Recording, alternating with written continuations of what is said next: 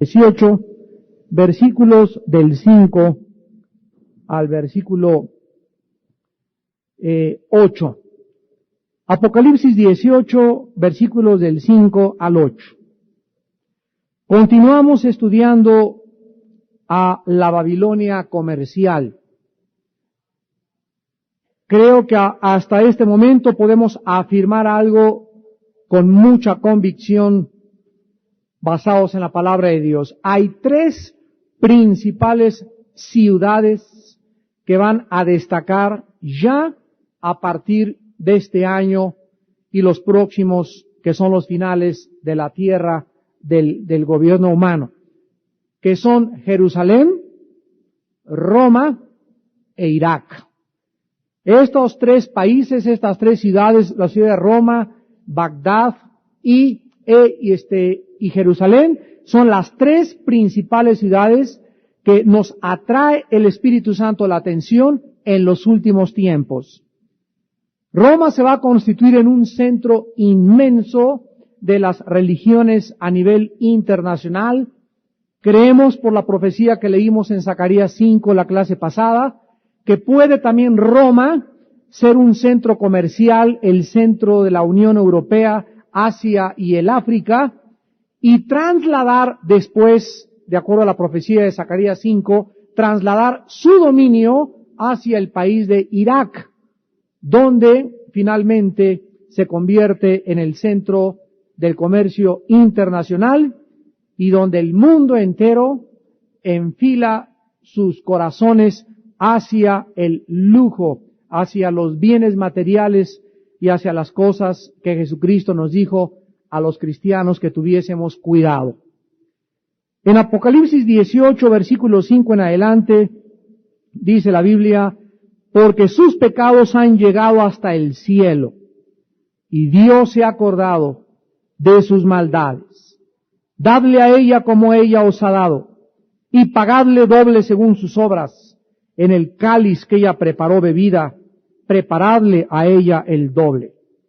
Cuanto ella se ha glorificado y ha vivido en deleites, tanto dadle de tormento y llanto, porque dice en su corazón: yo estoy sentada como reina, y no soy viuda, y no veré llanto.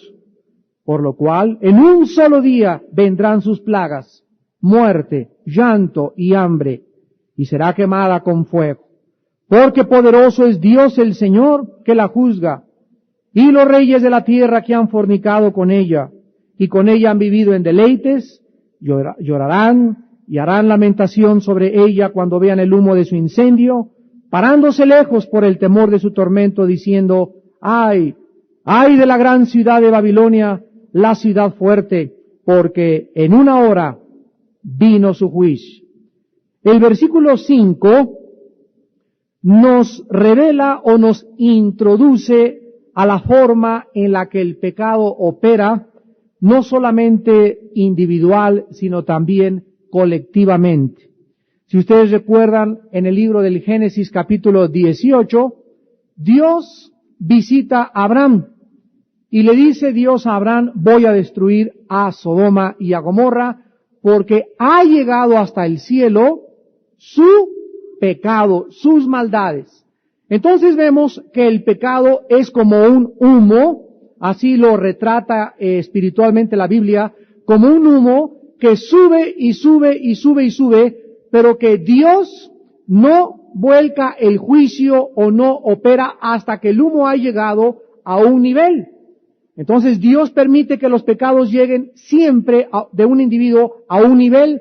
No hay nadie que rebase el nivel de sus pecados, porque en ese momento cae el juicio de Dios. Sodoma y Gomorra, Dios las observó durante años. Veía a Dios desde arriba a los homosexuales en la zona rosa, veía a las lesbianas, veían cómo se burlaban de sus leyes, veía a los periodicazos en contra de sus hijos, la persecución en Chiapas, y veía cómo oprimían al pueblo y cómo se burlaban de él y cómo lo calumniaban, hasta que Dios dice: ¡basta! Mientras Dios envía su juicio, nosotros aquí en la tierra estamos desesperados. Y nos preguntamos: Señor, ¿qué pasa? ¿Por qué no juzgas ya? Si yo fuera tú, ya desde hace mucho tiempo hubiera traído la solución a este problema. pero es que ninguno de nosotros tenemos ni poseemos la paciencia ni el corazón de Dios. Dios es grandísimo en la misericordia y es muy lento para la ira. Y Dios nos revela en el Apocalipsis que estos últimos tiempos llegarán a un límite donde llega el pecado hasta el cielo, y dice el versículo 5, ahí es cuando llega ese límite, cuando se acuerda Dios de esta maldad, y no le queda a Dios más que inmediatamente castigar el pecado de esta ciudad. En el Salmo 119, en el Antiguo Testamento, encontramos de qué forma Dios castiga la arrogancia y el orgullo. Y siempre el orgullo de una persona, la arrogancia de un individuo o de una nación llevará a la humillación. El que se exalta, Dios lo humillará. El que se humilla, Dios lo exaltará. Por eso busquemos la manera diario de poder humillarnos delante de Dios. Dice el Salmo 119, versículo 6, en primer lugar, entonces no sería yo avergonzado cuando atendiese a todos tus mandamientos. En el versículo 67 dice, antes que fuera yo humillado, descarriado andaba, mas ahora guardo tu palabra. Versículo 71, bueno me es haber sido humillado para que aprenda tus estatutos. Versículo 75, conozco, oh Jehová, que tus juicios son justos y que conforme a tu fidelidad me afligiste. En todos estos versículos encontramos que el resultado de la humillación fue el orgullo. Antes exaltado andaba, mas ahora he sido humillado. Dios humillará toda arrogancia, toda soberbia, todo orgullo. Y veamos en Apocalipsis 18 la razón por la cual Dios va a humillar esta vanidad y esta altanería a la que el ser humano llegará en los últimos tiempos. Dice en el versículo 7, cuanto ella se ha glorificado y ha vivido en deleites, tanto darle de tormento y llanto, porque dice en su corazón, yo estoy sentada como reina, y no soy viuda, y no veré llanto. ¿Se acuerdan ustedes en Apocalipsis 3, el juicio a la iglesia de la Odisea? Yo me he enriquecido y no tengo necesidad de nada. Y Dios le contesta y le dice, no sabes que eres un pobre, desvergonzado, desnudo, ciego y limosnero delante de mis ojos. Por lo tanto, arrepiéntete. Así pues, toda persona que llega a decir, yo estoy tranquilo, no me va a pasar nada, ya tengo mi cuenta en el banco, tengo una posición en el gobierno, mi negocio va bien, y ese estado de confort material te lleva a una inoculación espiritual del arrepentimiento y la palabra de Dios, no esperes que en cualquier momento el juicio caiga sobre tu vida, tu corazón, tu casa, tu negocio. En Deuteronomio 8, en el Antiguo Testamento, Dios le advirtió desde el principio que se formó la nación de Israel sobre el peligro que existía en caer en este estado de confort falso. Dice Deuteronomio 8, versículo del 11 al 18, cuídate no olvidarte de Jehová tu Dios. No te olvides de Jehová tu Dios para cumplir sus mandamientos, sus decretos y sus estatutos que yo te ordeno hoy. No suceda que comas y te sacies y edifiques buenas casas en que habites, y tus vacas y tus ovejas se aumenten, y la plata y el oro se te multipliquen, y todo lo que tuvieres se aumente. ¿Y qué cosa el versículo 14? ¿A dónde lleva todas estas bendiciones? Al enorgullecimiento del corazón. Y el segundo paso es olvidarnos de Dios. Y cuando la persona se olvida de Dios porque le va demasiado bien en la vida, entonces esta persona se ha olvidado de dónde te sacó Dios de Egipto, que te hizo caminar, versículo 15, por un desierto grande, lleno de serpientes, versículo 16, que te sustentó con maná, y ahora el versículo 17 dices, mi poder y la fuerza de mi mano me han traído esta riqueza. Esta es pues la corona, el clímax de la autoexaltación, del orgullo y la soberbia del ser humano. Yo mi trabajo, mi sudor de mi frente, desde niño estoy boleando zapatos, lo que tengo es porque he trabajado. ¿Cuál Dios? ¿Cuál provisión divina? Esta actitud del corazón no le queda a Dios más que aplastarla y recordarle, como dijimos la clase pasada, que sí es cierto que has trabajado desde niño y te has esforzado, pero ¿quién te ha dado la salud? ¿Quién te ha dado los contactos para tus negocios? ¿Quién te ha dado las relaciones? ¿Quién te ha dado la gracia para que llegues a donde estés? ¿Quién te puso en esa universidad? Dios te dio esos padres, Dios te dio esos medios, y todo lo que tú eres, detrás se encuentra la poderosa mano de Dios. Así pues, el mundo se dirige a este estado, a esta actitud del corazón, donde la misma iglesia, el último mensaje de Jesucristo a la iglesia, que es el mensaje a la iglesia de la Odisea, Cristo le tiene que decir a los cristianos que están dentro de la iglesia, tú dices, soy rico y me he enriquecido y no tengo necesidad de nada.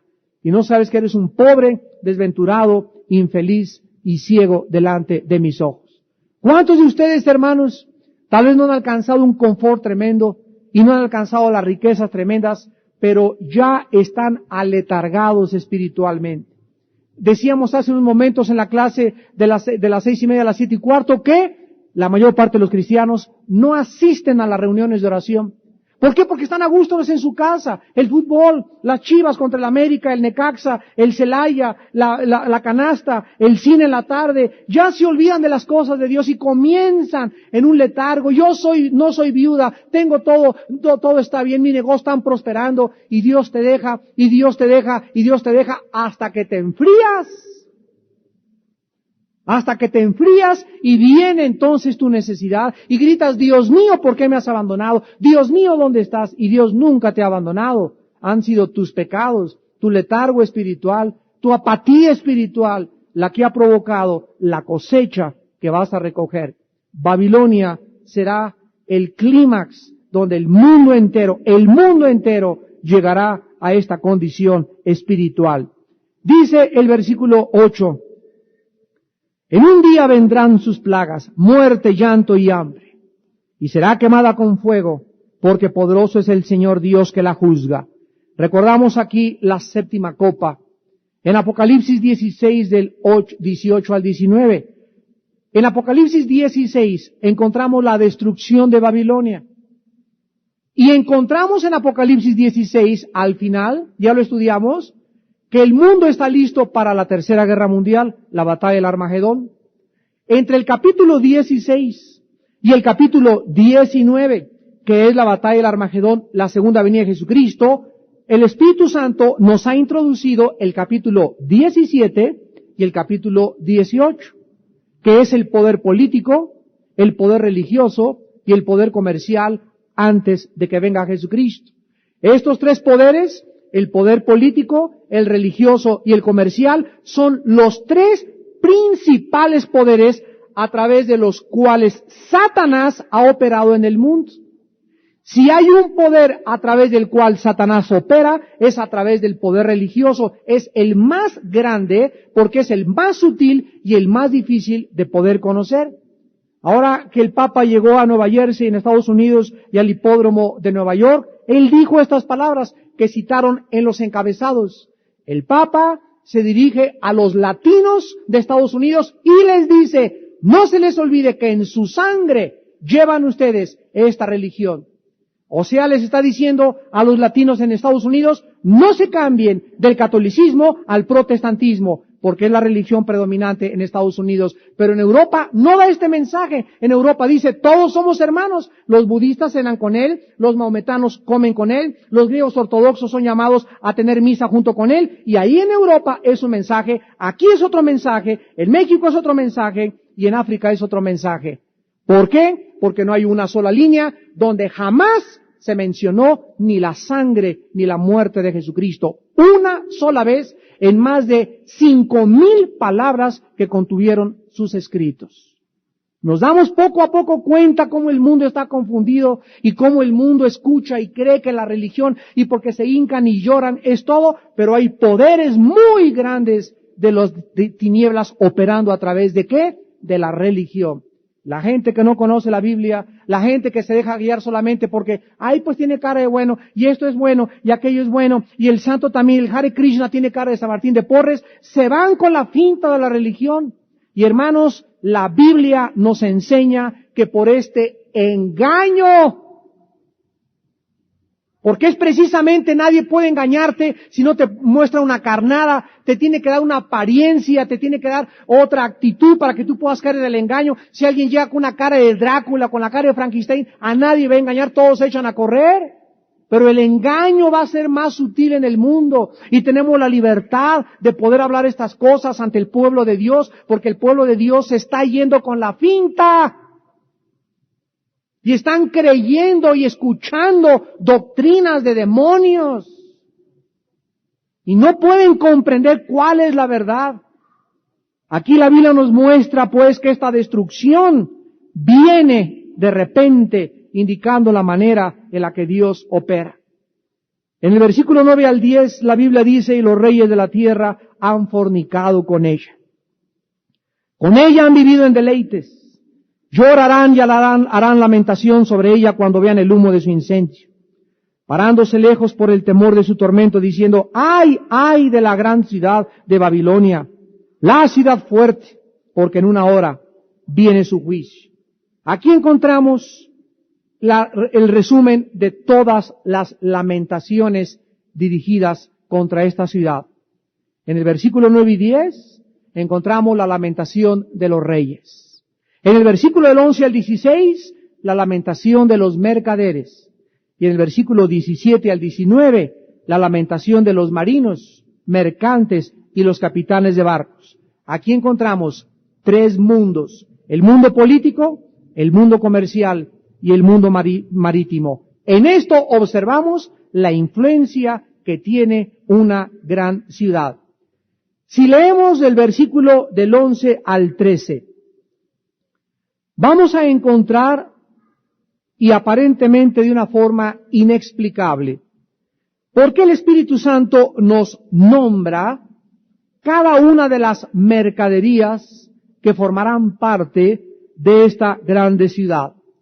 Y antes de analizar las mercaderías, una por una, lo vamos a hacer, quiero mencionarles a ustedes los nombres de algunos emperadores romanos que se han caracterizado y se distinguieron por el exceso de sus extravagancias, de sus lujos y de sus orgías degeneradas y moralmente. Roma ha sido la ciudad más degenerada de toda la historia de todas las ciudades que han existido, porque Sodoma y Gomorra tuvieron la sodomía y la degeneración homosexual, pero Roma fue la concentración más grande de la degeneración moral, del poder político y del poder religioso. Por ejemplo, Calígula deseaba lo que los demás consideraban imposible de obtener. Nerón fue un emperador igual. El escritor Plinio nos describe los banquetes romanos donde la comida era traída de todas partes del mundo. Barcos inmensos cargados de comida para satisfacer el apetito morboso de las extravagancias de los emperadores romanos. En esa época las importaciones que provenían de la India, especias, perfumes y sustancias aromáticas, totalizaban el equivalente a $1,5 millones anuales. Las telas de seda que traían de Arabia y de China llegaban a sumar $2,5 millones al año. Nerón dijo que un hombre que poseía $2 millones se podía considerar viviendo en la miseria. Apicio gastó en un solo banquete $2,5 millones y posteriormente se suicidó cuando solo le quedaban $500,000. Él dijo en su testamento, no puedo seguir viviendo con esta miseria de dinero. Calígula gastó en un solo día $240,000 y en un año más de $50 millones en banquetes. Nerón dio una vez un banquete donde las puras rosas egipcias que mandó traer para adornar cada mesa le costaron $75,000 cada rosa. Calígula fue más excéntrico y su extravagancia superó a todos los demás emperadores. Calígula se bañaba en perfumes calientes o fríos, bebía perlas costosísimas disueltas en vinagre y colocaba enfrente de sus huéspedes panes recubiertos con oro. Construyó galeras cuyas quillas llevaban perlas incrustadas. Nerón nunca aceptaba un banquete que fuera de menos de $50,000. Nerón nunca volvía a ponerse la misma ropa, nunca pescaba con la misma red, y sus redes tenían oro cuyas tiras eran de púrpura y escarlatas, y Nerón nunca viajó con menos de 1,000 carruajes, y todos sus caballos de Nerón calzaban herraduras de plata. En los banquetes y en las orgías de una glotonería indescriptible, después de comer, se metían en un baño una pluma a la garganta para volver el estómago y continuar probando los demás platillos.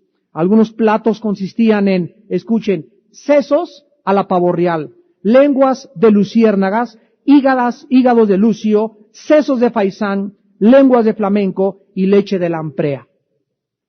No sé en cuál de los menús actualmente de los restaurantes existan estas cosas tan extravagantes, pero esto era el mundo romano. ¿Qué cosa nos enseña esto? Que cuando el ser humano llega a un nivel de dinero, de poder, el ser humano se vuelve excéntrico, se vuelve extravagante, pierde la chaveta, pierde la dirección, pierde la brújula. El ser humano no puede, con su naturaleza pecaminosa caída, llegar al poder, tener dinero, ser Mr. México, señora belleza o alcanzar un título u un honor sin que el ser humano se degenere moralmente. No podemos hacer nada sin Jesucristo. Y cuando Jesucristo entra a nuestra vida y llegas al poder, a la presidencia, a ser artista, a ser famoso, solo allá arriba te podrá mantener tu humildad. Fue el mensaje de este domingo, la humildad de David. Sin esta humildad, que significa reconocer a Dios, depender de Dios y confiar constantemente en Dios, no importa los lujos, el dinero, el poder o el aplauso que el mundo te dé, te autodestruyes. Y toda la historia del ser humano es un ejemplo de una autodestrucción. Artistas de cine como Elvis Presley, Marilyn Monroe, clavadistas, medallistas olímpicos, artistas de cine, políticos, gobernantes, no importa en qué área, todos los que llegan allá a la cima, de allá también comienzan a autodestruirse, porque es la naturaleza del ser humano. Ahora vamos a analizar las mercaderías principales de esta ciudad. Dice en Apocalipsis 18, y se menciona el versículo 12, oro, plata, piedras preciosas, perlas, lino, púrpura, seda, escarlata, maderas, etcétera, etcétera. La plata venía principalmente de Cartagena, España, donde 40,000 hombres trabajaban en las minas de plata. Estamos hablando del mundo romano. Fuentes, vasos, bandejas, paneras, fruteras, estatuillas, todo esto de plata maciza en el mundo romano. El general Pompeyo Paulino tenía un juego de plata que pesaba 5,000 kilos. Las mujeres se bañaban todas en tinas hechas de plata y no compradas en Tasco. Las piedras preciosas fueron traídas a el Imperio Romano durante la conquista de Alejandro el Grande. Y todas estas piedras preciosas las trajo Alejandro el Grande al occidente, que provenían todas del Asia Menor. Los diamantes provenían de Cintia, los berilios y los ópalos que utilizaban las mujeres venían de Babilonia y del Asia Menor. Otros también creían que las joyas, como actualmente, poseían poderes magnéticos. Ahora te venden un cuarzo, te venden una pulsera que la anuncian magnética, que trae la buena suerte. Vas a Tepoztlán y encuentras por todos lados cuarzos y piedras, porque está resurgiendo la nueva era. La nueva era está basada en el ópalo, en el berilio, en los pirámides, en los triángulos, en colgajos con piedras. Y si tú traes ahorita en este momento un collar que traiga piedras o berilios o topacios que tú compraste en Tepoztlán o en Catemaco, arráncatelo de tu cuello porque son los símbolos de Satanás. No hay nada de malo en estas piedras per se. El problema está cuando se les atribuyen poderes de magnetismo o poderes medicinales. El lino provenía de Egipto y era la tela de los sacerdotes y de los reyes. Una túnica costaba $200 de lino. El hombre de la historia de Cristo, recuerdan ustedes en Lucas 16, vestía lino y púrpura. La púrpura provenía principalmente de Fenicia y se le conocía a los fenicios como los hombres de púrpura. Eran los comerciantes de este producto costosísimo a nivel mundial. La púrpura antigua era más roja que la que conocemos actualmente en el mercado, pero era el color con el cual teñían o pintaban las capas reales, símbolos de la riqueza. Solo una persona millonaria o un rey podía vestir una capa de púrpura. ¿Qué fue lo que le pusieron a Cristo antes de crucificarlo?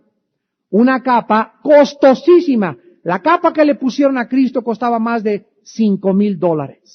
¿Y por qué se la pusieron? Como un símbolo de desprecio, de burla, satirizándolo. ¿Tú qué dices ser rey? Bueno, pues aquí está tu rey. Y Cristo llevó hasta la cruz los símbolos de la opresión y de la realeza del mundo. Dándose cuenta ahí en la cruz, al morir, le arrancaron la capa de púrpura, toda la sangre que tenía coagulada Cristo pegada en la espalda, que tenía como 3 horas con la sangre coagulada ahí. Al arrancarle la capa de púrpura y acostarlo en la cruz, se queda toda su espalda con los tejidos subcutáneos expuestos a la superficie de Jesucristo, y al acostarlo Cristo es levantado, pero despojado de los poderes del mundo, simbolizándonos que cuando nosotros estamos crucificados con Cristo, debemos despojarnos de todo aquello que el mundo trata de ponernos. Orgullo, egoísmo, popularidad, satisfacción y más que otra cosa, la soberbia que el mundo quiere que tengamos todos los días puesta. Tenemos también la seda, la traían de China y era tan cara que una libra de seda costaba igual que una libra de oro. Durante el reinado del emperador romano Tiberio, se dictó una ley que ordenaba a todos los hombres que se vistieran de seda.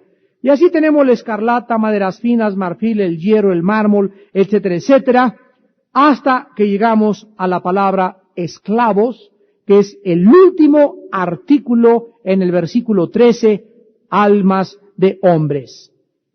Un esclavo en el mundo romano costaba entre $2,500 y $5,000. En el Imperio Romano, dice Josefo y Plinio, había más de 60 millones de esclavos.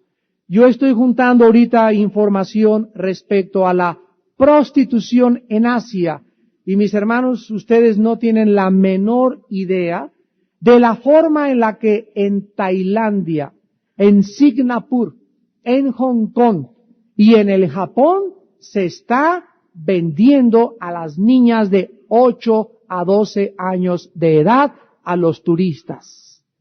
8 a 12 años de edad. El mercado más grande y más productivo en el Asia Menor actualmente es la venta de tratantes de blancas. Y el comercio abarca el mundo entero.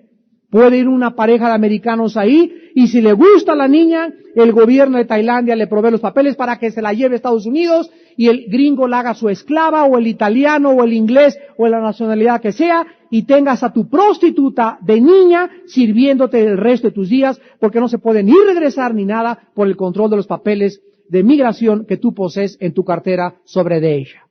Es increíble a lo que el mundo está llegando.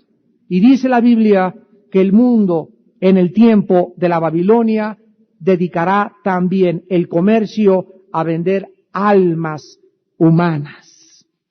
Cuando una muchacha en una oficina es explotada como secretaria por su cuerpo, Cuando en los estudios de Televicentro y del Canal 13 están formadas 25 muchachas esperando una oportunidad para aparecer en tal o cual programa. Y antes tienen que pasar por 5 o 6 individuos degenerados sexuales. Cuando en el gobierno para obtener un puesto se necesita tener un buen cuerpo o acostarse con el jefe o con el comandante de la zona militar. Cuando en cualquier oficina y en cualquier área de negocios siempre se explota a la mujer, en ese momento el mundo ha entrado a la venta y a la trata de blancas, a vender almas humanas. Jesucristo dijo, cualquier persona que se aproveche de un niño, más vale que se amarrara una piedra de molino en el cuello y se echare al río Papagayo. Más le valiera de veras, verdaderamente, Cristo quiere decir lo siguiente, es mucho mejor el suicidio. Quitarte la vida es mejor que hacerle daño a un niño. Quitarte la vida es mejor que hacerle daño a un niño. Ahora imagínense agarrar a una niña de 8 años, 10 años o 12 años de edad y violarla. Marcarla durante toda su vida, porque una niña violada toda su vida lleva las marcas, los traumas, hasta que se convierte esa niña y llega joven, y la sangre de Cristo la sana, y el Espíritu Santo la libera. Esa mujer es marcada durante toda su vida, se vuelven frígidas, aborrecen a los hombres, odios a los hombres, traumadas, acomplejadas y todo. ¿Por qué? Porque un hombre se quiso aprovechar de una niña menor de edad, violándola y usándola como objeto sexual. Y el mundo se dirige, de acuerdo a Apocalipsis 18, a este pecado indescriptible, la trata de almas humanas. Vean ustedes en el versículo 7 y 8, regresamos, las razones del juicio. En el versículo 7 y 8 encontramos otra vez, como ya dijimos anteriormente, el orgullo o la soberbia como la condición mental que procede a todos los demás pecados.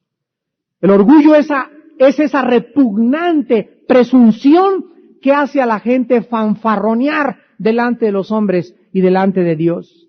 La soberbia puede ser espiritual, la soberbia puede ser intelectual, la soberbia puede ser material, puede ser social, puede tener todos estos caracteres o todas estas ramificaciones. Tú puedes ser un orgulloso de tu profesión, un orgulloso en tu negocio, un orgulloso de tu físico, una muchacha presumida por tu belleza, un sangrón porque crees algo de Biblia. Puede abarcar cualquier cosa, pero Dios resiste a los soberbios, y el primer pecado de Babilonia es el orgullo. El segundo pecado lo encontramos en el versículo 3. Todas las naciones han bebido del vino del furor de su fornicación. Los reyes de la tierra han fornicado con ella. Los mercaderes de la tierra se han enriquecido de la potencia de sus deleites. Versículo 7. Cuanto ella se ha glorificado, ya ha vivido en deleites.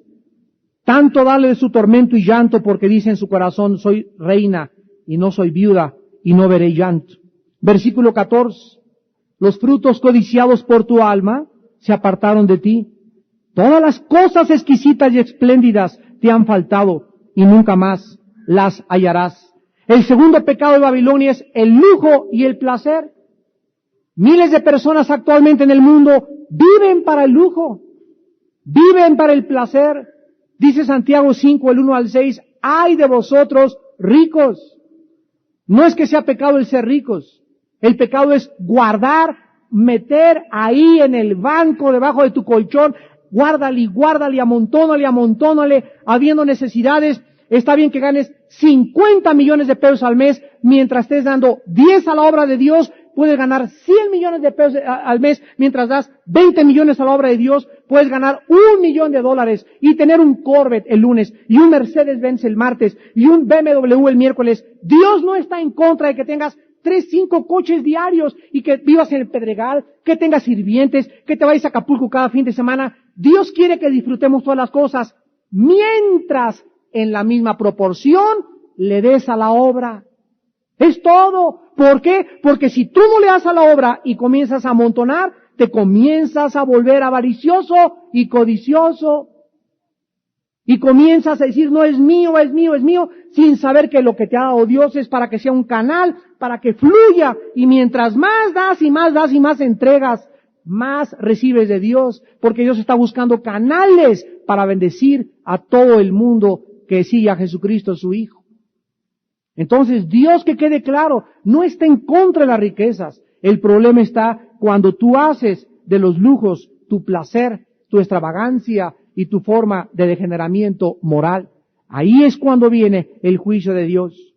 En tercer lugar, dice el versículo 3 otra vez, y se repite en la palabra, porque las naciones de la tierra han bebido del vino del furor de tu fornicación, y los reyes de la tierra han fornicado con ella. Aquí encontramos el tercer pecado de Babilonia. El primero es el orgullo, el segundo sus lujos y placeres, el tercero su fornicación. ¿Qué fornicación está mencionando el Espíritu Santo en este pasaje? Aquí no se usa la fornicación física. Aquí está simbolizando un compromiso con el mundo, una relación ilícita con el mundo. Miles de personas no pueden seguir a Cristo porque no quieren dejar su compromiso con el mundo. A eso se refiere. Es que si yo sigo a Cristo, mi familia me va a correr. Si sigo a Cristo, me van a desheredar. Si sigo a Cristo, ya no voy a casarme con esta muchacha. Si sigo a Cristo, pierdo este trabajo. Si sigo a Cristo, ya no puedo vivir en el medio social en el que me desarrollo, porque ahí todos son o mormones, o son católicos, o son ateos. Y si tú no sigues a Cristo por algo que el mundo está impidiendo que lo sigas, estás fornicando. Estás teniendo una relación ilícita con el mundo, y este pecado de adulterio y de fornicación espiritual te impedirá entrar al reino de Dios. ¿Está claro? Santiago 4 y 5, oh almas adúlteras, ¿no sabéis que la amistad del mundo es enemistad contra Dios? Cualquiera pues que se constituya amigo del mundo se constituyen enemigo de Dios. 1 Juan 2, del 15 al 17, no améis al mundo ni las cosas que están en el mundo, porque todo lo que proviene del mundo, los deseos de los ojos, los deseos de la carne y la vanagloria de la vida, el poder, la fama, todo lo que el mundo te ofrece, no proviene del Padre. Esto no es de Dios, esto proviene del sistema de Satanás. Y el mundo pasa y sus deseos, mas el que hace la voluntad de Dios permanece para siempre. La Biblia nos manda constantemente que tengamos cuidado en no comprometernos al mundo. Tu cuñada te invita, pues mira Panchita, vamos a bautizar a nuestra niña y va a ser su primera comunión. Y tú quiero que sea la madrina de ramos. Ay, sí, pero ¿qué? Tú comienzas a decir, ¿pero qué dirán? Yo no le puedo decir que soy cristiana. Está bien, cuñadita, voy contigo. Por darle gusto a tu cuñada, por darle gusto a la familia, vas y te metes a un templo pagano, le dices una mentira a una niña porque no está haciendo la primera comunión, ni la están bautizando, ni se le borra el pecado original, y estás participando en las tinieblas. Y Efesios 5 dice, no participes de las tinieblas. Y ahí ese compromiso que tú tienes con tu cuñada por no quedar mal con tu cuñada y tu familia, en ese momento le estás diciendo a Dios, ahí nos vemos pasado mañana el domingo en la iglesia en el centro cívico. El sábado me voy al bautizo, nos vemos, te veo el domingo aquí. Y Dios dice, no se puede. Entiéndelo, no se puede. El que sirve a dos amos queda mal. Ok, dice Dios, vete con tu cuñada, queda bien tu cuñada, no pierdes la amistad de tu cuñada, pero pierdes mi cuidado, pierdes mi protección, pierdes mi dirección, y si tú sigues así, perderás tu alma en el infierno algún día. Así que pues escojamos. Dios nos pone claramente la división entre las tinieblas y la luz. Debemos escoger a quién hemos de servir. Y ya metamos en nuestra cabeza a quién voy a servir. Si voy a seguir a Cristo, mete entre tu cabeza, me van a perseguir, voy a perder amistades, voy a perder familiares. ¡Qué bueno! Pero vale la pena. 1000 veces más. Por esa sangre preciosa que Él dio por nosotros en esa cruz. Como no habríamos de perder el mundo entero. Moisés dice, Hebreos 11, teniendo como esperanza la mirada en el galardón, no estimó el vituperio de los egipcios y escogió irse a sufrir primero con su pueblo que gozar los deleites temporales del pecado. Nada de lo que el mundo dura te va a durar. Nada del favor de tu cuñada te va a sostener, pero si tú dices a tu cuñada, no voy porque soy cristiana, se van a reír de ti, y a ver si es cierto, se va a correr por toda la familia la voz, y a las 2 o 3 meses, a las 2 o 3 semanas, vas a comenzar a escuchar que eres el centro de la plática, de la burla y la persecución de tu familia. Pero si tú sigues así firme, al año van a decir, ah, Chihuahua, de veras que cambió, y dirá lo que quiera, pero es diferente a todos nosotros, porque todos nosotros no tenemos ni convicciones, pero Panchita, desde que anda con su Biblia, ya es diferente, y al año, cuando tengan un problema, ¿a quién crees que van a ir a buscar? Te van a ir a buscar a ti, porque el mundo, escucha, el mundo admira a los que tienen convicciones, porque ellos no pueden tener convicciones. Y el mundo pisotea y se burla de las personas que dicen algo y no lo son, como Lot, que se ganó la burla de sus propios familiares. Hay hombres que han fallado tanto en sus hogares, han fallado tanto en la forma de vivir con sus esposas, que cuando llegan a su hogar y le dicen a su hijo, haz esto o aquello, los hijos se burlan. Tú papá, pero si vimos cómo tratabas a mamá, tú con las groserías que te oí o decir hoy en la mañana, tenías boca carrotonero, papá, y tú me dices a mí que no fume marihuana, y tú me dices a mí esto, y que lea mi Biblia, jaja, ponme el ejemplo. Perdemos la confianza de los mismos familiares y el mundo odia como odiaron a Lot, porque el mundo se burla de las personas que son de doble ánimo. El cuarto pecado de Babilonia está en el versículo 23, la hechicería. Luz de lámparas no alumbrará más en ti, ni voz de esposo o de esposa se oirá más en ti, porque tus mercaderes eran los grandes de la tierra, pues por tus hechicerías fueron engañadas todas las naciones. Compárenlo con Apocalipsis capítulo 9, versículo 20 y 21. Y los hombres que no fueron muertos con estas plagas, ni aun así se arrepintieron de las obras de sus manos, ni dejaron de adorar a quienes, a los demonios, y a las imágenes de oro, de plata, de bronce, de piedra y de madera, las cuales no pueden ver, ni oír, ni andar, y no se arrepintieron de sus homicidios, ni de sus hechicerías, otra vez, ni de su fornicación, ni de sus hurtos. En el mensaje titulado Los pecados de los últimos tiempos, analizamos esos pecados, pero aquí en Apocalipsis volvemos a encontrar que esta ciudad se convertirá en el centro del ocultismo mundial. ¿Por qué? Porque ahí es donde nació el ocultismo. La brujería, la astrología, la magia, la adivinación, la hechicería, todo esto tuvo su origen en lo que es ahora Irak, donde vive Saddam Hussein. Ahí, en Babilonia, tuvo su origen el ocultismo y la hechicería y todo lo que hay en el mundo entero.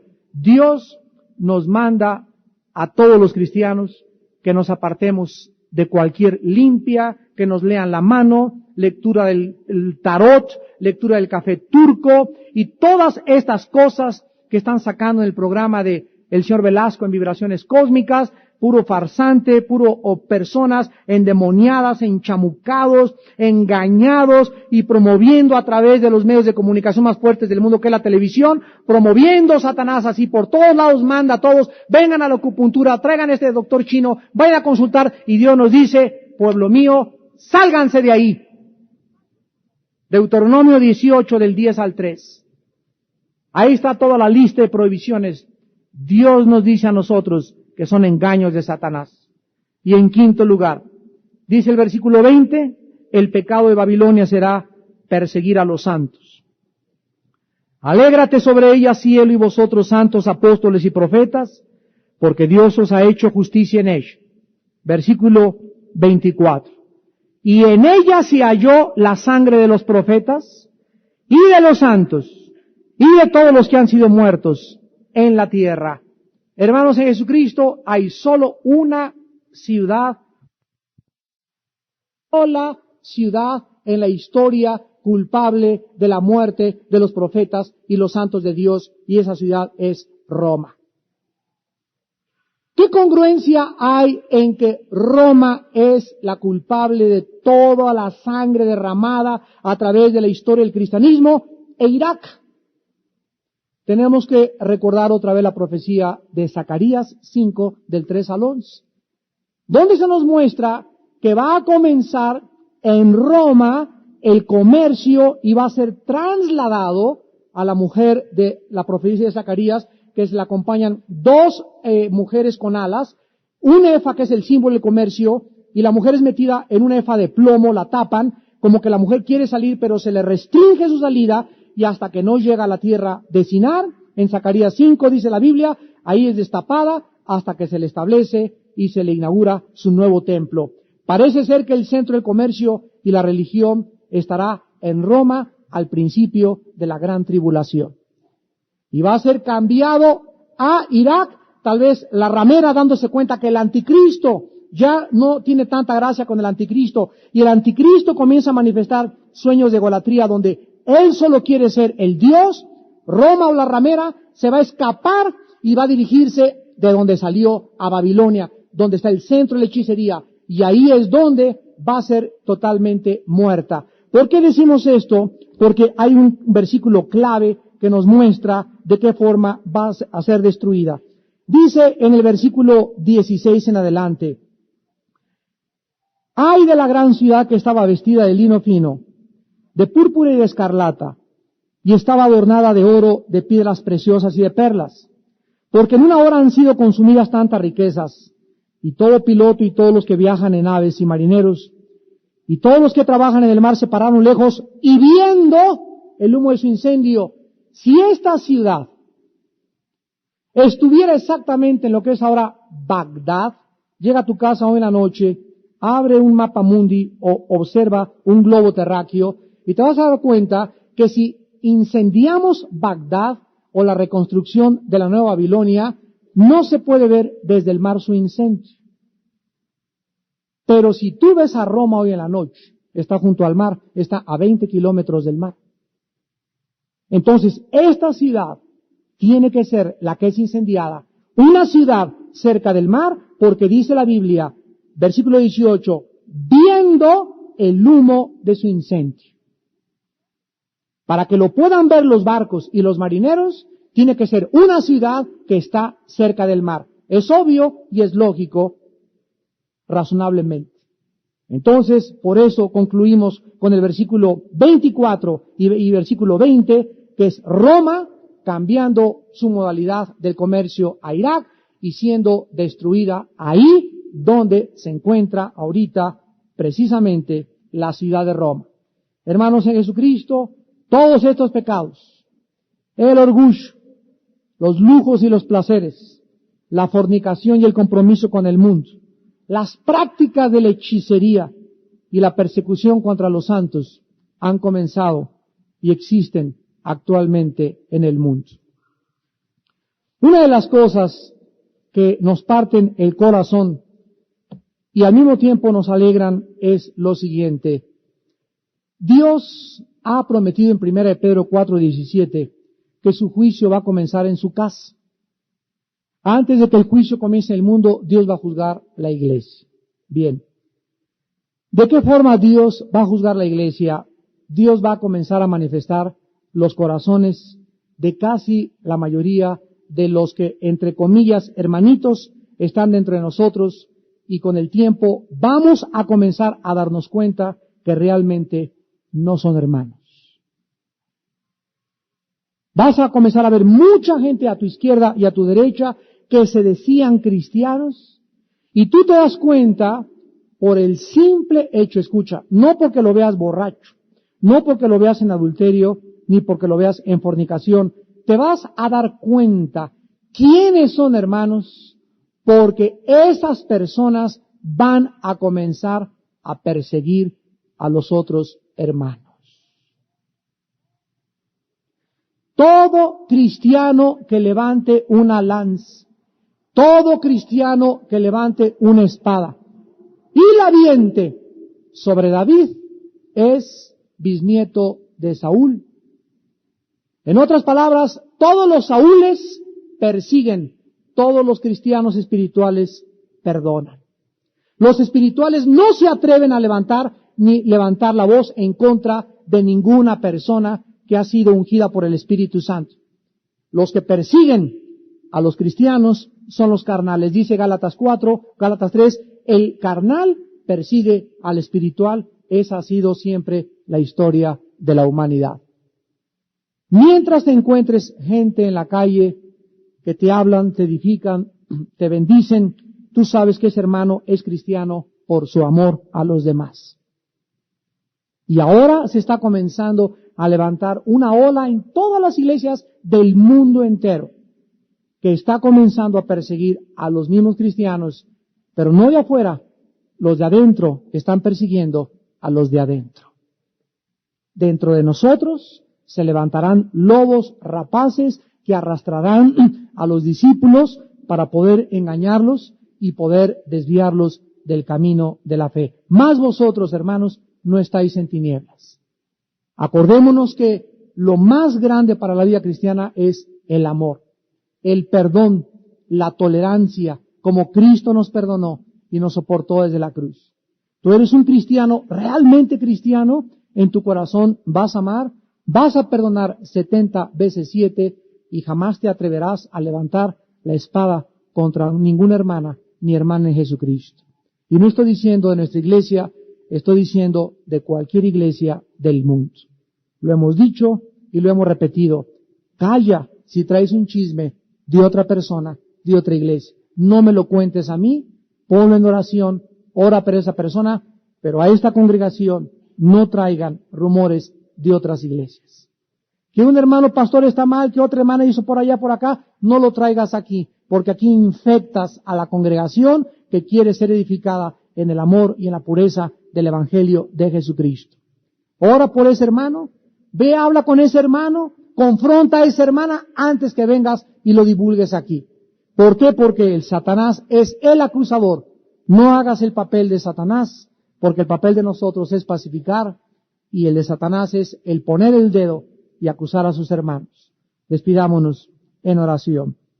Señor Jesucristo, te damos gracias en esta noche por tu santa palabra.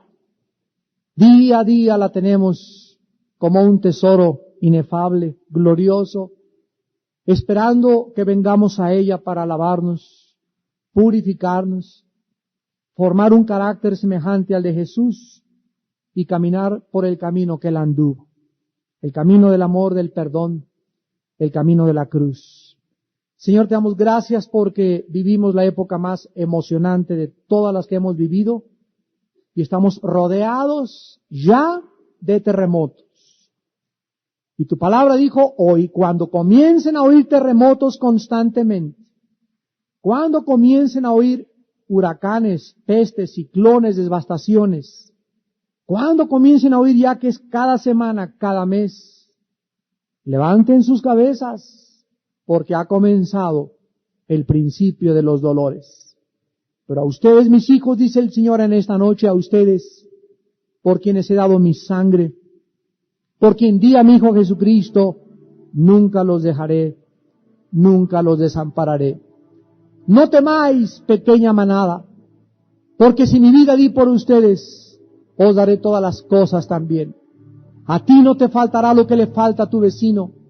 Tú no carecerás de lo que carecen los demás. En tu tienda y en tu campamento resplandecerá la luz. Plaga no azotará tu morada, porque en mí has confiado. Confiad en Jehová de los ejércitos, en Él está la fortaleza de los siglos. Dios guardará en completa paz en esta época a todos los que perseveran en pensar en Él, porque en Él está la fortaleza de los siglos. En esta noche hay personas que no tienen a Jesucristo. En esta noche hay personas resentidas con familiares, o tal vez alguien te hizo daño en tu vida pasada. En esta noche necesitas perdonar a esa persona.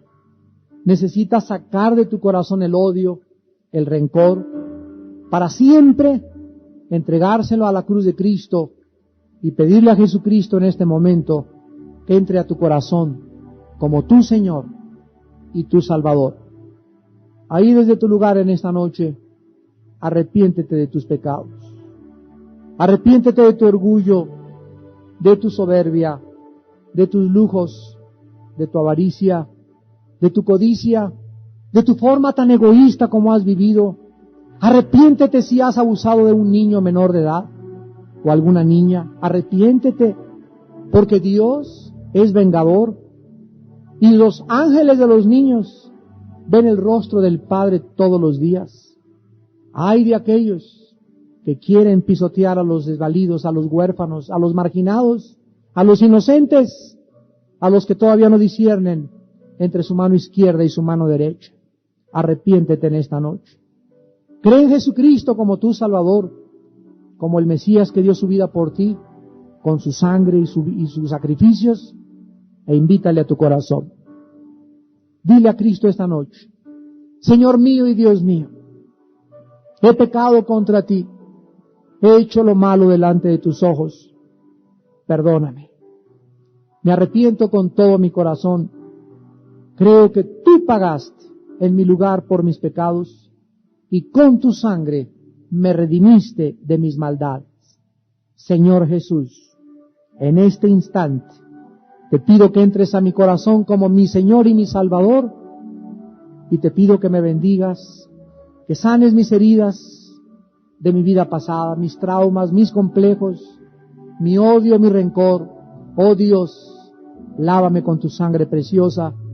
Quiero esperar tu venida en paz y en tranquilidad, no teniendo en mi corazón nada contra nadie, y esperando con la limpieza de mi vida tu venida, Señor Jesús, porque te lo pido en tu nombre. Amén.